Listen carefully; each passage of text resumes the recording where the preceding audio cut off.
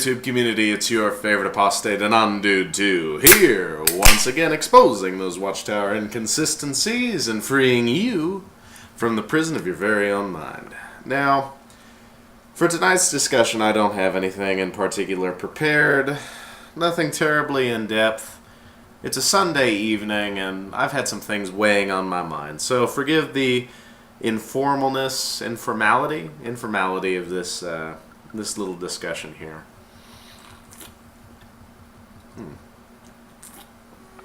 Man, I was thirsty.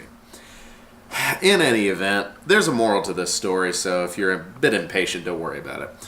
But I was having a discussion with my grandmother earlier today, and I've been sharing, some different thoughts with her for some time now. But most recently, I've really been trying to show her that the Watchtower is wrong. I've been doing everything I can to highlight this in the most clearly understandable fashion that is within my capabilities of communication, which to try and crack the witness mindset is just extremely difficult. But, it's almost a philosophical obligation, I believe, for us to try and reason with as many people as we run across, or at least that's my views. If you don't share them, well, hey, it's a free world. In any event, more recently, I was going the route of the oral sex and anal sex, and I know this is a pretty nice topic for a grandmother and grandson, but trust me, being a Jehovah's Witness, you do a lot weirder things. Kind of like family molestation. I mean family study night. But okay, so I asked her, just casually as you can, what her feelings were on this form of sex. And of course she comes back at me and she says, oh, well, that's thoroughly unacceptable. That's, that Jehovah finds that practice disgusting. Mind you, YouTube audience, she came into the organization, or well, I was going to say the truth, but the organization's a better term. The organization in the early 90s. So this was after the correction had been made. And she still believed it. And so I asked her to explain. I asked her to elaborate. And she tried her best. She, well, it's pornea, it's grossly immoral, da-da-da-da-da. And I told, I shook my finger at her and I told her, Grandmother, you're out of step with God's visible organization. She sort of, what do you mean, grandson? And this is also something important to note. The witness mindset, no matter what subject it is, they're right. If you don't have your argument together, if you just state something, they are automatically right. The default position, the mindset of every witness is that they're right and you're wrong. So apostates, you have to have your arguments put together extremely well for witnesses to even be halfway penetrated by them. But, anyway. So I tried telling her that the organization does not hold that viewpoint, and she was out of step. Didn't believe me. Been a witness all my life. Did not believe me. So what I had to do is I had to physically print off the articles and show her that people were being punished for this. And she started taking it aback, and she's trying to process the information, and she comes to the conclusion, after, I showed her these articles, that it doesn't matter.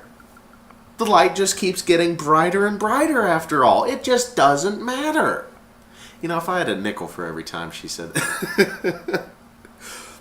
But then she went on, and this sort of was the downfall of her argument during our discussion. She said, well, Moses was an imperfect man. And Moses was, the head of God's visible organization. So I asked her, I'm like, okay, that's true. How many times did Moses teach false things to Israel? How many of the commandments did Jehovah have to revise after he wrote them on the stone tablets? Well, none of them. I'm like, okay, so what about the organization? How many commandments have they had to revise in just the past few years, not to mention their whole generation folly? She didn't understand it. She kept trying to defend the organization. And so I showed her, I asked her how many hopes we have. Well, two hopes, of course. There's the hope of the other sheep, and there's the hope of the great crowd, obviously. Or the little flock and the others. Sorry, I got my vernacular wrong. And so I took her to Revelation 1, where it says, or Revelation 19:1, where it says the great crowd is in heaven. And I shared with her Ephesians 4:4 and 5, where it says that we only have one hope. So she danced around that. She insisted that the Watchtower was right. There are actually two hopes, even though the Bible has it one. She tried arguing to me that the Bible was written exclusively for the anointed people. That must be it. That's right. The Bible is completely unapplicable for the rest of society. It's just for God's chosen few, the 144,000. Yeah, that must be it. And so, after using that argument, I told her, well, in that case, I'm never going out in service again. She kind of gasped. What do you mean, grandson? We're supposed to go out in service. It's commanded to us in the Bible. Well, I said, Grandmother, you can't hold the two viewpoints. It's either written for the anointed or it's written for us or for everyone. Did not understand. Well, you're twisting my words. They're your words. That's what you said. You said the entire Bible was written for anointed people. And I know I'm rambling. I know this is unprepared. So again, I apologize. But it's on my mind and I felt like having a discussion. Not every broadcast that I do has to be thought out well. And we go on with this discussion. I share with her point after point, and it leads us to the scripture in Matthew 24, verse 4 and 5, where in the New World Translation, it says that Beware those who are coming to you on the basis of my name, saying, I am the Christ, for they will mislead many. And, of course, she didn't get the point of that. But then I pulled out my emphatic diaglot. We reread that scripture. Now, for the one in the New World Translation, she applied that to Christendom. Because she said, well, they come in the basis of Jesus Christ, so that's what that scripture's talking about. Oh, no. So we read it in the emphatic diaglot, and of course, in that, which is a Watchtower publication, it said, Beware, for many shall come in the name of me, saying, I am the anointed.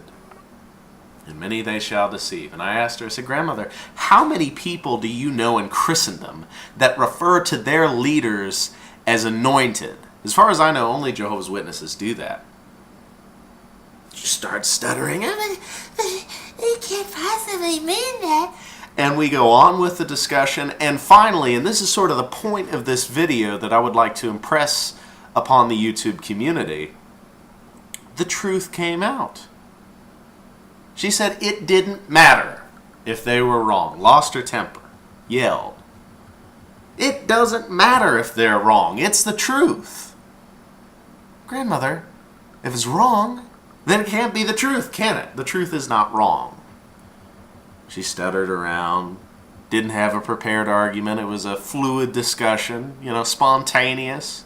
It wasn't a call. It wasn't an arena where she could pull out her reasoning from the scriptures. It wasn't an area where she could use a Watchtower magazine to try and con somebody who doesn't know any better. She was unaware of the teachings. And this is, I think, why Lucius V. Bogeyman says that we apostates are in a pretty bad spot, because we have to explain to Jehovah's Witnesses what they believe, and then we have to explain why it's wrong. It's really an uphill battle. But again, the point of her discussion and what she walked away with, it does not matter if they are wrong. It's the truth. I'm happier here in the confines of the organization. And those were the words. I am happier within the confines of the organization than I would be anywhere else. I can't read into her heart. I can't read into her mind. I don't know what her thought process is, but I can only assume that, like me, she has made an emotional investment into the congregation, but she's unable to break away. Jehovah's Witnesses give you an identity at the cost of your independence.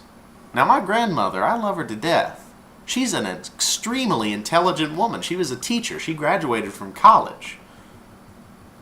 And to hear her say that the Bible is essentially irrelevant, it's only for anointed ones, it's only for a select few, is extremely disturbing to me.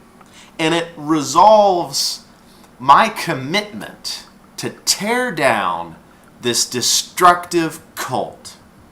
And whatever benefit that you out in the audience have received from this, I hope you are able to walk away with something. But it's just sad to me to see these curiosity killers, these murderers of knowledge, go to work on somebody who is smart and who really ought to know better. But I digress for the time being. Remember, life is a state of mind.